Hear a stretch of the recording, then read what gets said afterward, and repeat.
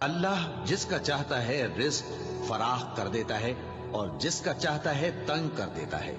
और काफिर लोग दुनिया की जिंदगी पर खुश हो रहे हैं और दुनिया की जिंदगी आखिरत के मुकाबले में बहुत थोड़ा सामान है।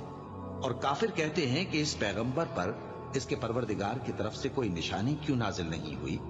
कह दो कि अल्लाह जिसे चाहता है गुमराह करता है और जो उसकी तरफ रुजू होता है उसको अपनी तरफ का रास्ता दिखाता है, यानी उनको जो ईमान लाते और जिनके दिल अल्लाह की याद से आराम पाते हैं उनको।